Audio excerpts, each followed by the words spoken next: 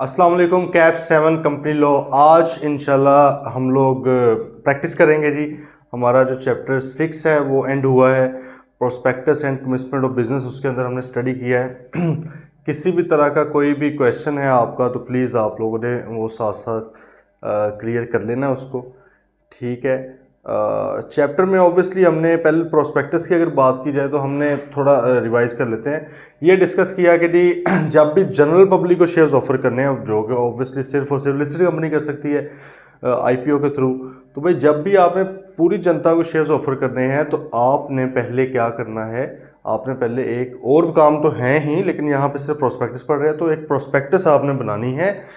ठीक है जी। उस प्रोस्पेक्टस को आपने अप्रूव करवाना है कमीशन से, एससीसीपी से।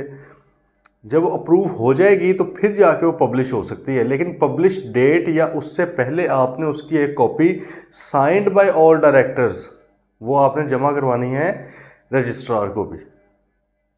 ऐसे ही है।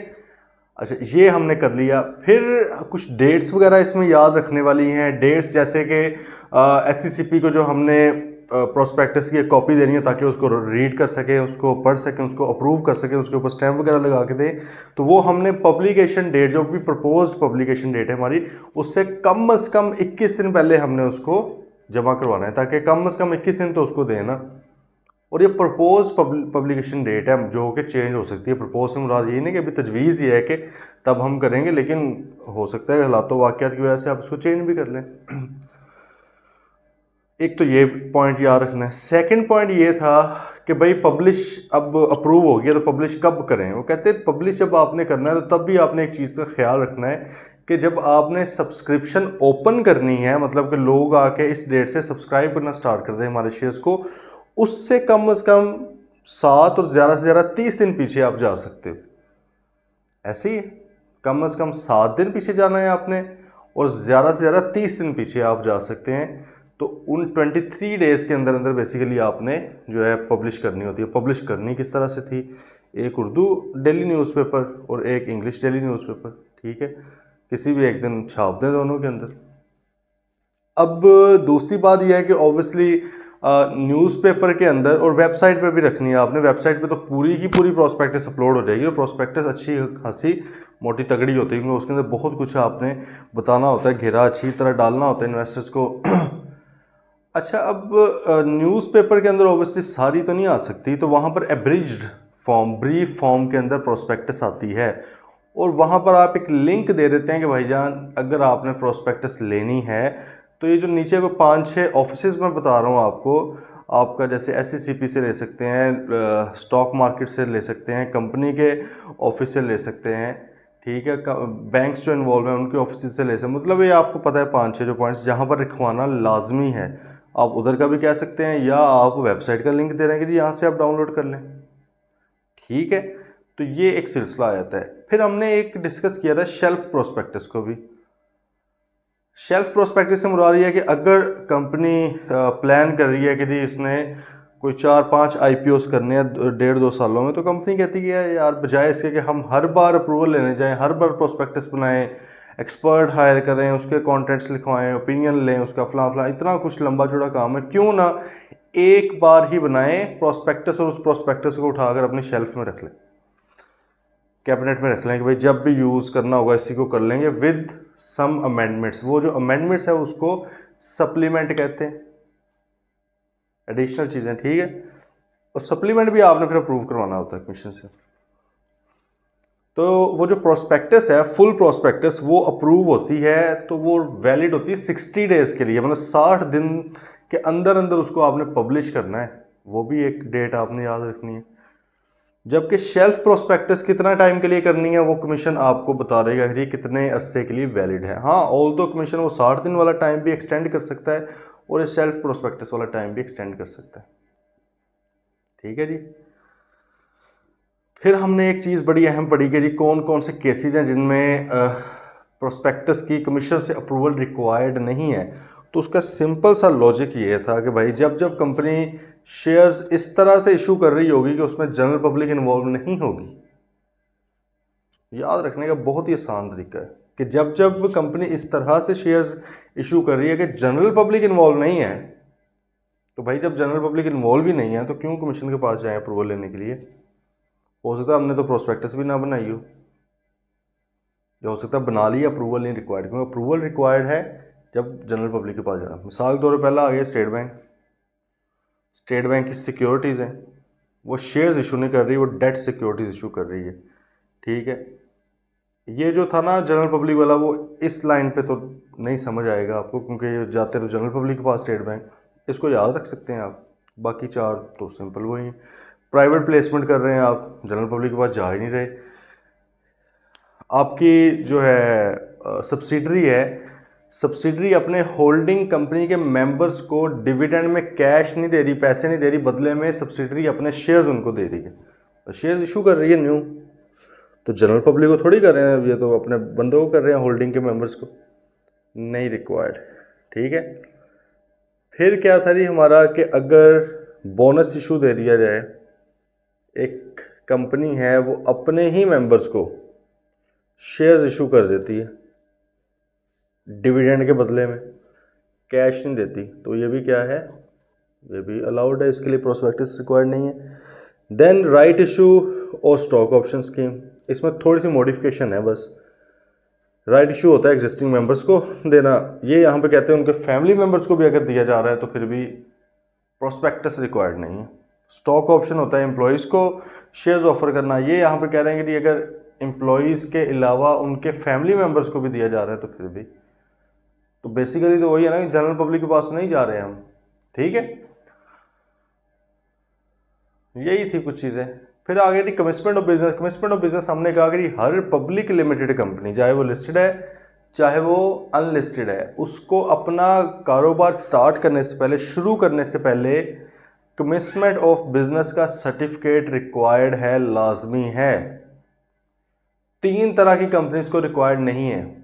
एक तो जैसे हमने कह रही है पब्लिक लिमिटेड को रिक्वायर्ड है, इसका मतलब है कि जो प्राइवेट लिमिटेड है उनको रिक्वायर्ड नहीं है। तो अगर आपको क्वेश्चन है पेपर में तो जो कि इसमें प्रैक्टिस क्वेश्चन भी है, आपने वो याद रखना है। उसमें 3 पॉइंट्स बताए हुए। पहले नंबर पे प्राइवेट कंपनी को नहीं रिक्वायर्ड, फिर ऐसी पब्लिक कंपनी जो पहले प्राइवेट थी, मतलब है कि private limited company converted into public limited company, तो भाई वो तो पहले प्राइवेट थी, उस वक्त तो रिक्वायर्ड ही नहीं था, उसने तो अपना कारोबार स्टार्ट भी किया हुआ है, अब वो दोबारा के कारोबार रोक के दोबारा स्टार्ट करे? ऑब्वियसली नहीं। तो तीसरा कौन सा था? Guarantee limited company not having share capital, जिसका शेयर कैपिटल है ही नहीं।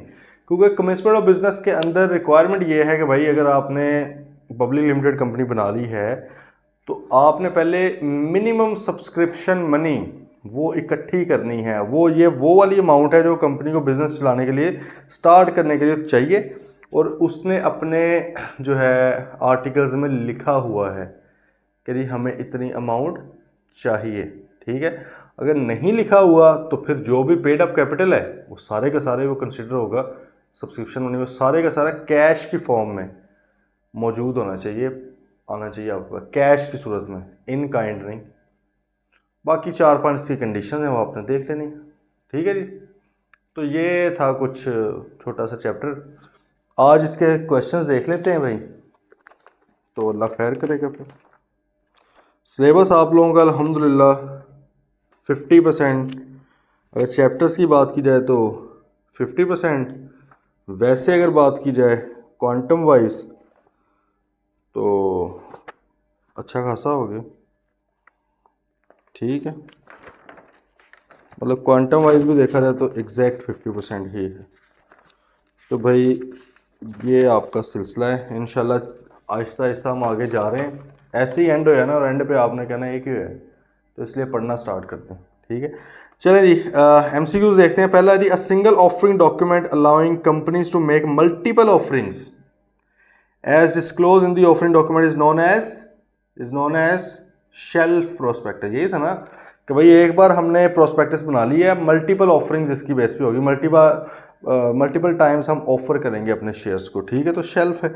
Second, a supplement to the prospectus invites the general public for subscription of earlier offer securities. This supplement to the prospectus contains, क्या उसके अंदर होता होगा? देखो ये सप्लीमेंट आता है ना शेल्फ प्रोस्पेक्टस का, मतलब इसमें कुछ एडिशनल चीज़ें होंगी, तो इसमें आई गेस अपडेटेड डिस्क्लोजर्स ही होंगे ना, नई प्रोस्पेक्टस तो नहीं होनी शुरू से, ना ही शेल्फ प्रोस्पेक्टस होनी है, अपडेटेड इंफॉर्मेशन वगैरह होगी। 3 the prospectus is issued publish और circulated with the approval of भाईजान कमीशन, ठीक है। Then the prospectus is in its full text or in such abridged form shall be published at least in one Urdu or one English daily newspaper. D point. Prospectus issued shall be made available free of charge. कहाँ पे भाई? At the registered office of the issuer, बिल्कुल, with all the bankers to the issuer, बिल्कुल, दो तो सही होगा, इसका मतलब all of the above भी होगा, फिर भी तीसरा ले लें, with the concerned share registrar, obviously, yes, तो all of the above है। 6 the prospectus along with the subscription form from the date of its publication in the newspaper till the closing of the subscription shall also be uploaded। कहाँ पर भाई upload किया जाएगा? Issuer की website पे, मेरे ख्याल में ईश्वर की वेबसाइट पे होगा ना, उधर ही होना चाहिए वैसे।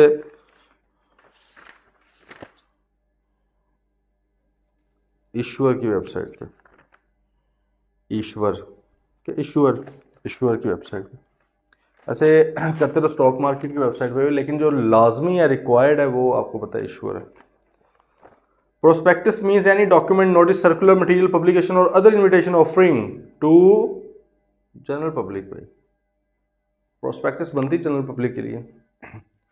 8वां although approval from the commission is required for issue, publication और circulation of prospectus there are instances where prior approval is not necessary. हाँ, वो जो 5 थी उनमें से आपने ढूंढ देनी है। जैसे उसने कहा स्टेट बैंक की सिक्योरिटीज, बिल्कुल सर, ये तो मुझे याद है, वही है। Where securities are offered in connection with private offering, obviously ये भी है। फिर आ गया बोनस, तो बिल्कुल ये ऑल ऑफ द अबव हो गया, ठीक है। 9 नंबर, a prospectus approved by the commission shall be valid for a period of 60 दिन, 60 days from the date of such approval unless extension has been granted by the commission, ठीक है। 10 a prospectus shall not contain a statement purporting to be made by an expert unless the expert is a person.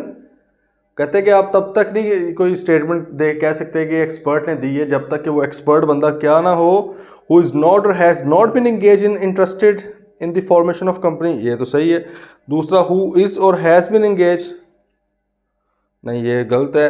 तीसरा भी गलत है। तीसरा तो पहले number वाला ये ना भाई कि वो किसी तरह का इंटरेस्टेड ना हो, फॉर्मेशन में भी ना हो, मैनेजमेंट ऑफ द कंपनी में भी ना हो, प्रमोशन ऑफ द कंपनी में भी ना हो, तो वो बंदा एक्सपर्ट होना चाहिए। ये उसकी इंडिपेंडेंस की बात हो रही है। एक तो बंदा इंडिपेंडेंट होना चाहिए इसके मुताबिक। सेकंड क्या है भाई कि उसने अपनी कंसेंट भी, रिटर्न कंसेंट भी दी हो आपको कि हाँ जी जी आप यूज़ कर सकते हैं, ठीक है।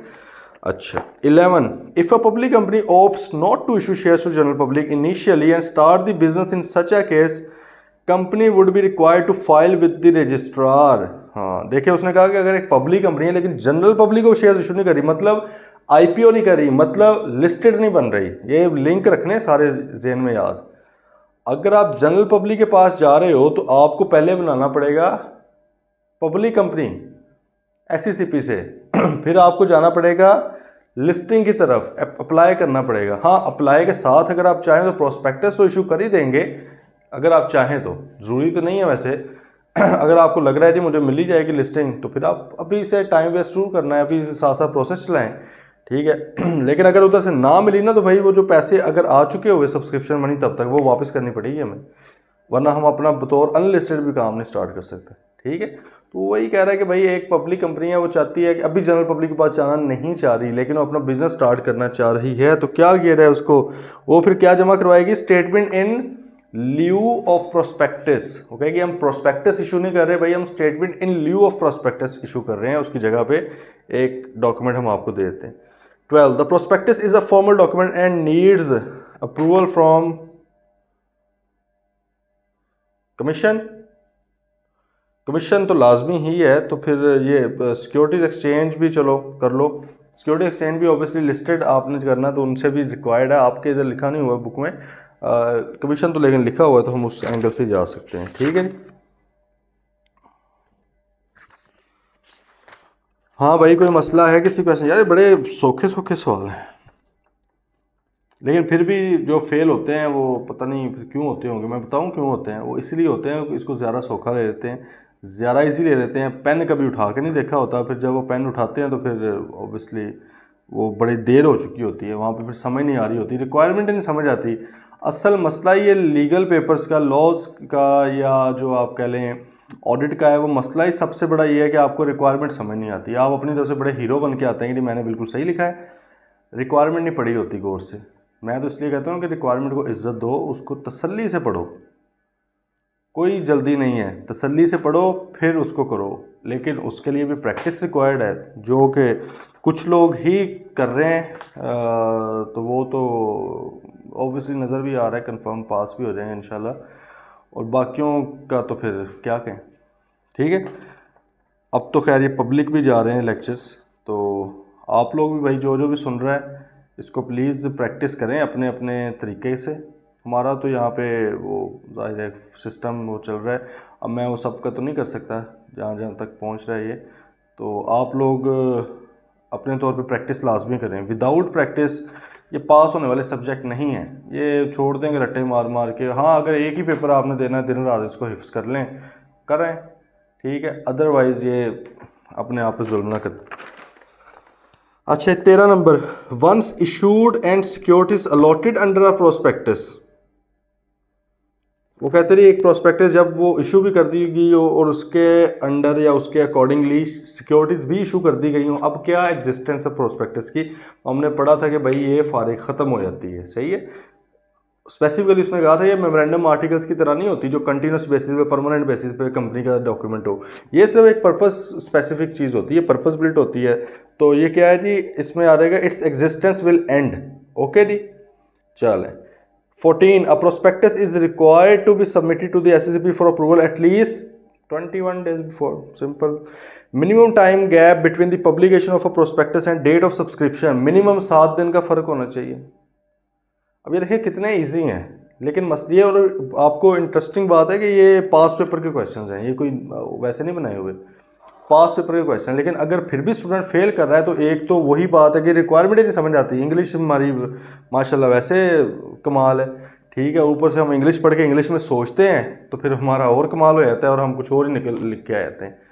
ठीक है, तो ये भाई ज़रा तसल्ली के साथ पढ़ा करें इसको। मैं तो अक्सर कहता हूँ कि आप लोग अपनी लैंग्वेज में, जो भी लैंग्वेज है आपकी मदर लैंग्वेज में, इवन आप इसको ट्रांसलेट करें, एक बार तसल्ली से समझें वो क्या पूछना चाह रहा है, एग्जैक्ट वो क्या पूछना चाह रहा है, फिर जवाब दें, आपको इंशाल्लाह आ जाएगा। अच्छा, इस 16 number, for obtaining the certificate of commissioner of business a public company has to meet certain requirements, choose the incorrect one. Interesting, उसने कहा इनकरेक्ट वाली भाई रिक्वायरमेंट ढूंढे। पहली आ गई, company should have allotted shares against cash equal to the amount of minimum subscription. बिल्कुल, ये तो रिक्वायरमेंट थी, हमने नहीं वाली ढूंढनी है। Second, the director should have paid in cash to the company full amount on each of the shares taken और कॉन्ट्रैक्टेड टू बी टेकन। बिल्कुल ठीक है, ये भी हमने तो नहीं वाली ढूंढनी है। सी, the member should have paid in cash to the company full amount on each of the shares taken. No ना ना ना ना ना ना, ये वाला नहीं है। डी भी पढ़ लेते हैं, नो मनी इज और may become liable to be repaid to applicants for any shares. हाँ भाई, जो आपके पास पैसे आए हो आपने वापस करने होते हैं, तो ये भी सही है। तो सी पॉइंट सही नहीं है। हमने कल भी लास्ट लेक्चर में भी डिस्कस किया था कि एक तो मिनिमम सब्सक्रिप्शन को पूरा करना है, और जो डायरेक्टर्स हैं उन्होंने जो शेयर्स लेने का अंडरटेकिंग दी है, इतने हम लेंगे, डायरेक्टर से लाजमी कैश लेना है, बाकी मेंबर्स का लाजमी नहीं है। अगर सब्सक्रिप्शन मनी मिनिमम पूरी हो चुकी है तो ठीक है, बाकियों के लाजमी नहीं है। ठीक है, तो ये सी है। 17, before being permitted to trade a public company must have obtained a commitment of business certificate, obviously D, and certificate of incorporation. Incorporation तो पहले लेंगे ना, वो तो लाजमी। Which of the following shall be considered a conclusive evidence on the basis of which a public company shall be entitled to start its operation? वो कहते हैं कंक्लूसिव एविडेंस क्या होगा कि अब आप अपना बिजनेस स्टार्ट कर सकते हैं, तो उसके लिए क्या हो जाएगा जी, received full amount from every director on each of the directors, submitted the duly verified declaration along with other documents duly verified by CEO and the registrar has accepted and registered the same। ये है कि भाई जब आपने तमाम ये commitment of business के लवाजमात पूरे कर लिए हैं, रिक्वायरमेंट्स पूरी कर ली हैं, तो आप एक डेक्लेरेशन जमा करवाते हैं जो कि सीईओ की तरफ से हो सकती है या डायरेक्टर एंड सेक्रेटरी की तरफ से हो सकती है। वो आप उनको जमा करवाते हैं कि भाईजान ये हमने सारा कुछ पूरा कर लिया है, रजिस्ट्रार उस इन तमाम चीज़ों को रजिस्टर कर लेता है, अपने पास नोट कर लेता है, तो इसका यही कंक्लूसिव एविडेंस है उसका। वो आपको एक उसकी कॉपी दे देगा कि भाई मैंने कर लिया हुआ है। तो ये इसका क्या मतलब है कि आपने कमिटमेंट ऑफ बिजनेस की रिक्वायरमेंट पूरी कर ली हुई हैं। अच्छा 19, a prospectus is required to be duly signed by, कौन भाई साइन करता है इसके ऊपर? तो इसमें आ गया आपका B point, every person who is named therein as a director और प्रपोज डायरेक्टर। ठीक है। 20, मिनिमम सब्सक्रिप्शन से मुराद क्या है? इससे मुराद भाई इसमें देख लेते हैं पहला, द टोटल ऑथराइज शेयर, नहीं ये तो जुल्म हो जाएगा। दूसरा, the whole amount of share capital other than that issued और agree to be issued as paid up otherwise and in if no amount of money is so fixed. हाँ ये उसने बी वाली पॉइंट, वो कहते हैं the whole amount of share capital, मतलब वो उल्टा बता गया ना, जिस तरह उसने पढ़ाया था वो नहीं बताया। ये देखे ना, ये एक उसने ट्रिक खेली है, रट्टे मारने वालों ने ये छोड़ देना था कि ये तो स्टार्ट वो वहाँ पे तो कर रहा था जो फिक्स की गई अमाउंट, उसने वो एंड पे बात लिख दी फिक्स वाली। उसने पहले क्या लिख दिया, whole amount of share capital other than that issued और agree to be issued as paid up otherwise then in cash. सही है। If no amount of minimum subscription is so fixed. ठीक है। और ठीक है जी, चलें बी था इसका। 21 पे आ रहे हैं, the promoters of blue whale limited BWL got the certificate of incorporation dated 3 September 2021। चलो जी okay. They have decided that BWL shall never approach general public for raising fund and have further decided to commence business from next month। ओह इतने hero. 3 सितंबर को उनको मिला है जी incorporation certificate. वो कहते हैं यार हमने तो जनरल पब्लिक के पास जाना ही नहीं है, चलो जी बिजनेस स्टार्ट करते हैं। तो करने देगा वो स्टार्ट इसको। BWL would be required to file with the registrar, क्या भाई करवाना पड़ेगा? Statement in lieu of prospectus जमा करवानी पड़ेगी, फिर वो आपको अलाउ करेगा commitment of business. Otherwise commitment of business नहीं आप कर सकते, चाहे आप जनरल पब्लिक के बाद नहीं भी जा रहे हैं तो प्रोस्पेक्टस वगैरह वो के मसाइल आ जाएंगे, नहीं भी जा रहे तो फिर भी आपने उससे अप्रूवल लेना है लास्ट में। ठीक है। रजिस्ट्रार को मतलब कि उससे रजिस्टर करवाना है अपने documents. Last, a prospectus issued by a company can include a statement claimed to have been made by an expert if such person। ये तो पहले वाले ही आ गया ना, ये देखें पास पेपर में रिपीट भी होते ही ऑब्वियसली। ठीक है जी, ये MCQ उससे किसी भी तरह का कोई भी मसला है तो प्लीज पूछ लें।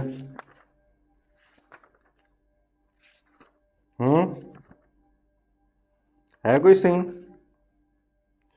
चलें जी आ रहे हैं ज़रा पीछे, फिर इधर पीछे आना है। 133 पेज, एक्सपर्ट की कॉन्सेंट वगैरह के नीचे प्रैक्टिस क्वेश्चन देखते हैं जी। डॉक्यूमेंट आप लोगों के पास आ गया होगा ये 6, हाँ ये अपलोड हो चुके हैं, इसके MCQs भी सेट पूरा और दूसरे प्रैक्टिस क्वेश्चन भी। प्लीज़ आप लोगों ने उसको करना है वहाँ से, इधर से मैं कुछ क्वेश्चन भी बताऊंगा वो भी करने हैं। अच्छा जी क्वेश्चन देखें, under the provisions of the act securities act, ये देखें यहाँ पे सिक्योरिटीज़ एक्ट की बात करें, इसका मतलब कुछ और भी कवानीन हैं।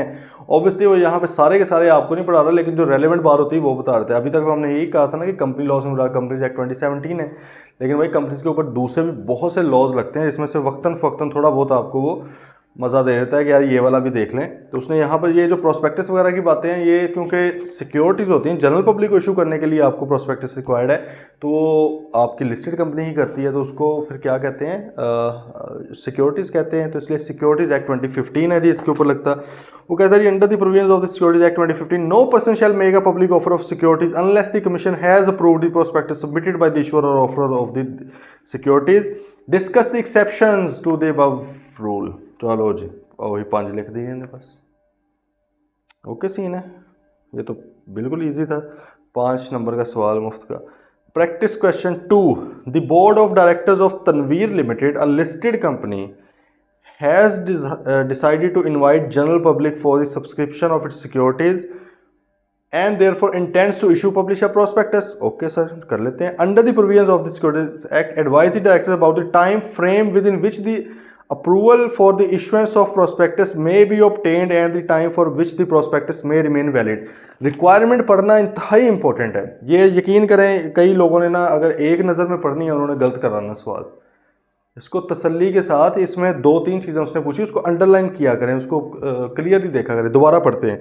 वो कहते हैं under the provisions of the act advise the directors about the time frame with in which approval for the issuance of prospectus में बी ऑब्टेन्ड। एक लाइन कर लो, एक सवाल हो गया। उसने कहा कि जी टाइम फ्रेम बताएं जिसके अंदर अंदर आपने अप्रूव करवाना है। ओके जी।